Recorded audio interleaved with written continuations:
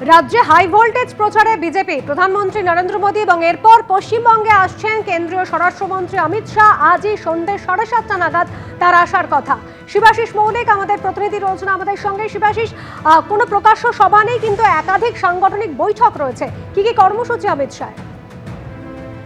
একদমই তাই। দেখো, শুরুতেই তোমায় বলে রাখি যে কেন্দ্রীয় স্বরাষ্ট্রমন্ত্রীর এই যে 3 দিনের বঙ্গ সফর, সেই বঙ্গ সফর কিন্তু একেবারেই হচ্ছে সাংগঠনিক দিকে নজর দিয়ে, এবং কেন্দ্রীয় স্বরাষ্ট্রমন্ত্রীর এই বিজেপি নেতা হিসেবে তার বঙ্গ বিজেপি নেতৃত্বের সঙ্গে বৈঠক করতে এই 3 দিন ধরে পশ্চিমবঙ্গে যে আসা, সেই সূচির দিকে যদি নজর দেওয়া হয়, আজ আনুমানিক সন্ধ্যা 7:30 নাগাদ কলকাতা বিমানবন্দরে নামবেন অমিত শাহ, এবং তারপর তিনি সোজা চলে আসবেন বিধাননগরের রাজ্য বিজেপি দপ্তরে। সেখানে রাজ্য বিজেপি নেতৃত্বের সাথে তার একটি প্রাথমিক বৈঠক রয়েছে। সেই বৈঠকের পর আগামীকাল প্রথমেই তিনি কলকাতায় সংবাদ মাধ্যমের মুখোমুখি হবেন। তিনি সাংবাদিক সম্মেলন রয়েছে তার। এরপর বিজেপির কোর কমিটির সঙ্গে সারাদিন তার একাধিক বৈঠক রয়েছে, এবং সন্ধ্যের দিকে বিকেলের পর বিকেল এবং সন্ধ্যে মিলিয়ে আরএসএস নেতৃত্বের সঙ্গে বৈঠক করবেন কেন্দ্রীয় স্বরাষ্ট্রমন্ত্রী। পরদিন সিস্টার নিবেদিতার বাড়িতে যাওয়া গিরিশ ঘোষকে সম্মান জানালো। এছাড়া জনপ্রতিনিধিদের সঙ্গে বৈঠক ছাড়াও কলকাতাকে কেন্দ্র করে তার একটি বিশেষ বৈঠক রয়েছে বুধবার। ধন্যবাদ শিবাশিস। সুপ্রিম কোর্টে প্রধান বিচারপতির বেঞ্চে আজ আরাবল্লী মামলার শুনানি রয়েছে। আরাবল্লী পাহাড়ের ভবিষ্যৎ নিয়ে স্বতঃপ্রণোদিত মামলা দায়ের হয়েছে সুপ্রিম কোর্টে। আজ প্রধান বিচারপতির বেঞ্চে মামলাটির শুনানি রয়েছে। আরাবল্লীতে অবাধ খনন কার্যের বিরুদ্ধে সোচ্চার হয়েছেন সাধারণ মানুষ থেকে শুরু করে পরিবেশ প্রেমীরা। হুমায়ুন কবির সংখ্যালঘু ভোট ব্যাংকে ভাগ বসালে তাতে সব থেকে বেশি দুশ্চিন্তা তৃণমূলে। রাজনৈতিক পর্যবেক্ষকদের একাংশের মত এমনই। আর এই অবস্থায় মন্দির মসজিদ রাজনীতি নিয়ে একে অপরকে আক্রমণ শানিয়েছেন অভিষেক বন্দ্যোপাধ্যায় এবং হুমায়ুন কবির। जिसको मंदिर मस्जिद बनाना है, मेरा अर्जी ये है भाई सबको बनाने का हक है, कोई दिक्कत नहीं है। आप मंदिर बनाइए, मस्जिद बनाइए, गुरुद्वारा बनाइए, चर्च बनाइए, राजनीति छोड़ दीजिए। ওনার পিসিকে আগে মন্দির করার থেকে বিরত থাকতে বলুন, আর যে মন্দির করেছে সেই মন্দিরে গিয়ে আগামী দিনে ভবানীপুরে কন্টেস্ট না করিয়ে উনি কন্টেস্ট করুন। ভবানীপুরে করবেন না নন্দীগ্রামে করবেন, আর পিসিকে অবসর নিতে বলুন। ধর্ম নিয়ে রাজনীতি করার অভিযোগ তুলেও আক্রমণ শানিয়েছেন অভিষেক বন্দ্যোপাধ্যায়। ওদের কাছ থেকেই শিখেছি, পাল্টা মন্তব্য হুমায়ুন কবিরের। अगर आप पॉलिटिक्स कर रहे हैं, जनता की सेवा आपका एक लक्ष्य होना चाहिए। आप अस्पताल बनाइए, आप स्कूल बनाइए, आप यूनिवर्सिटी बनाइए, आप लोगों का हित में जो हो सकता बनाइए। धर्म अपना घर पे करिए। আগে পিসি মন্দির তার শিখিয়েছে, ওই দুর্গা পুজোর অনুদান দেওয়া দেখেছি, শিখেছি। পিসির সঙ্গে ওই জন্য তো টক্কর দেওয়ার জন্য মসজিদ করছি। তা মসজিদ করলে যদি অবসর নিতে হয়, রাজনীতি ছাড়তে হয়, তাহলে ওনার পিসিকে আগে ছাড়িয়ে দেন।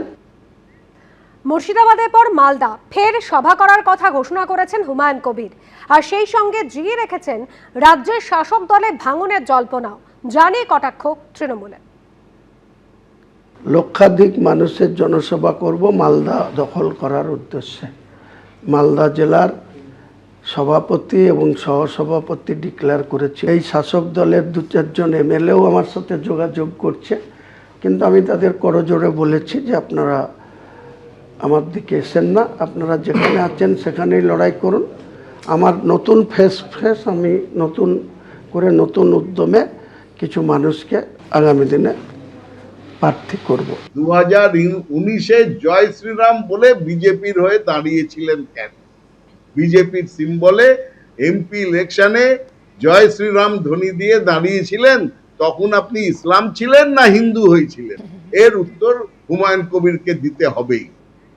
নতুন দল ঘোষণার পর থেকেই মিমের সঙ্গে জোটের জল্পনা উস্কে দিয়েছেন হুমায়ুন কবির।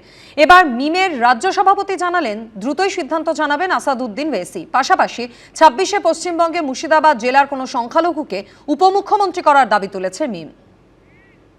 ওয়াইসি সাহেবের সঙ্গে আমার কোনো বসার ক্ষেত্রে কোনো বাদ বিচার নেই। আসাদুদ্দিন ওয়াইসি আমার নিজের মতামত জানাবেন ইনশাআল্লাহ খুব শীঘ্রই।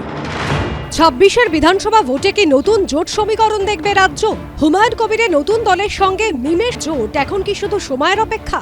বিধানসভা ভোটের আগে নতুন দল তৈরি করেছেন সাসপেন্ডেড তৃণমূল নেতা এবং বিধায়ক হুমায়ুন কবির। বিধানসভা ভোটে তিনি কিং মেকার হবেন বলেই ঘোষণা করেছেন।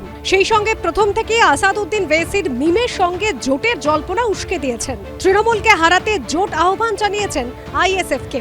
জোট করে কে কত আসনে প্রার্থী দেবেন সেই কথাও বলেছেন হুমায়ুন কবির। আমি 135 বলেছিলাম, আজকের দিনে আমি বলছি 182টা আসনে প্রার্থী দেবো। আমাদের বাংলার রাজনীতিতে আগামী দিনে আমি এবং আইএসএফ আমরা এটা জোটবদ্ধ হচ্ছি, তার সঙ্গে আইএমএম। হুমায়ুন কবিরের প্রস্তাবের বিষয়ে ইতিবাচক ইঙ্গিত দিলেও নতুন দাবি তুলেছে মিম। সোশ্যাল মিডিয়ায় মিমের তরফেই পোস্টার দেওয়া হয়েছে, যেখানে দাবি তোলা হয়েছে এবার রাজ্যের উপমুখ্যমন্ত্রী হবেন মুর্শিদাবাদ জেলার কোনো সংখ্যালঘু। আমি ওনার সঙ্গে দেখা করেছি, ওনার সঙ্গে আমার কথা হয়েছে 2-3 বার। হুমায়ুন কবির সাহেব যে বলছেন 70% 80% মুসলমান ওনার সঙ্গে আছে, অনেক কিং মেকার না কিং হবেন। আমি একটা কথা জানি, মুর্শিদাবাদের মানুষ, পশ্চিমবাংলা মুসলমান সংখ্যালঘু মানুষ আসাদুর সাহেবকে বেছে নিয়েছে।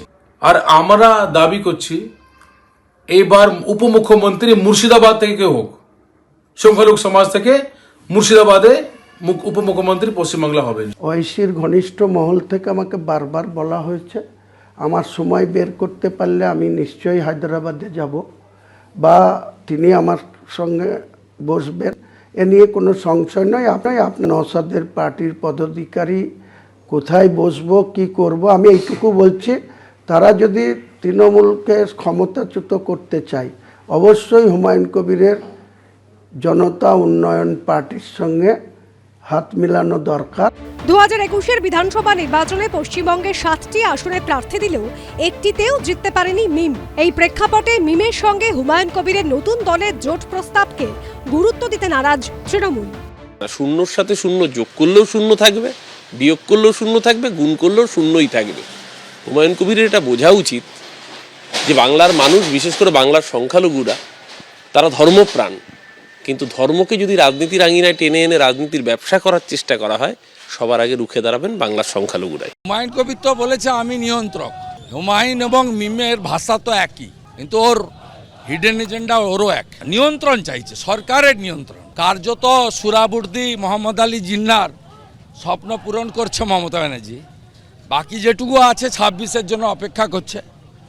যদি এরা আসতে পারে, বাংলাদেশের মতো, দীপু দাসের মতো ঘটনা, উদয় রাওর মতো ঘটনা ডেলি ঘটবে। শেষ পর্যন্ত কার সঙ্গে কে হাত মেলাবে, কোন দলের সঙ্গে কার জোট হবে, উত্তর মিলবে কিছুদিনের মধ্যেই। পার্থপ্রতিম ঘোষ, রাজীব চৌধুরী, অরিত্রিক ভট্টাচার্যের রিপোর্ট, এবিপি আনন্দ।